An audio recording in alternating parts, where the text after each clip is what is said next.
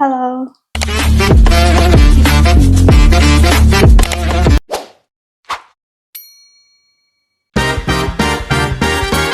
Assalamualaikum warahmatullahi wabarakatuh. Yang terhormat Kepala Sekolah yang saya hormati, Ibu Bapak Guru, serta anak-anak yang saya banggakan. Pertama-tama, marilah kita panjatkan puji dan syukur kehadirat Allah Subhanahu wa Ta'ala. Karena berkat rahmatnya, kita dapat berkumpul di sini dalam keadaan sehat walafiat. Sebelumnya, perkenalkan, nama saya Ika Lestari dari Prodi Ilmu Komunikasi Universitas Terbuka. Berdirinya saya di sini, saya ingin menyampaikan bahaya perundungan atau bullying di lingkungan sekolah. Tapi sebelum masuk ke materi, saya ingin mengecek semangat dari teman-teman semua. Nanti, kalau saya bilang bullying, teman-teman boleh menjawab no. Kalau saya bilang bersahabat, teman-teman menjawab yes. Boleh ya? Oke, siap? Bullying? Bersahabat? Oke, terima kasih ya teman-teman. Sebelum lanjut, saya ingin bertanya, ada yang tahu nggak sih apa sih itu bullying? Oke ya, bullying adalah segala bentuk penindasan atau kekerasan yang dilakukan oleh satu atau sekelompok orang yang lebih kuat dan berkuasa terhadap orang lain dengan tujuan untuk menyakiti dan dilakukan secara terus-menerus. Lantas, pentingnya membahas bahaya bullying itu apa sih? Mungkin ada ya dari teman-teman yang bertanya seperti itu. Oke ya, saya jelasin. Menurut laporan UNESCO, lebih dari 30% pelajar di dunia pernah mengalami korban bullying.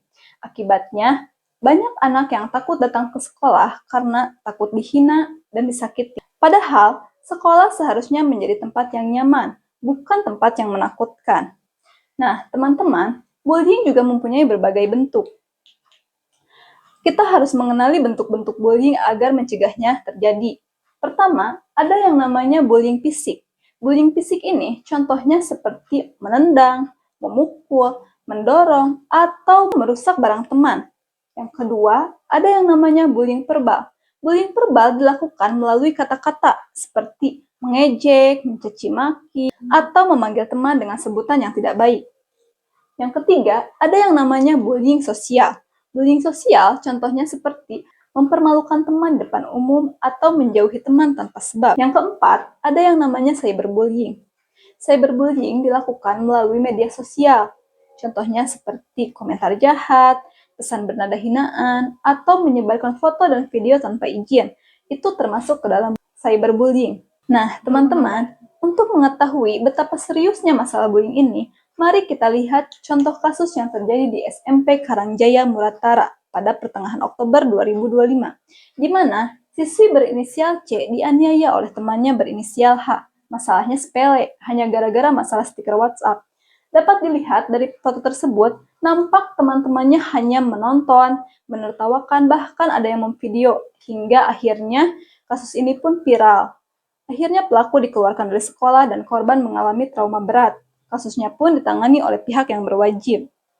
Nah, dari kasus ini, kita dapat belajar bahwa bullying itu tidak keren, bullying itu nyata. Bullying punya konsekuensi yang serius bagi korban dan pelaku.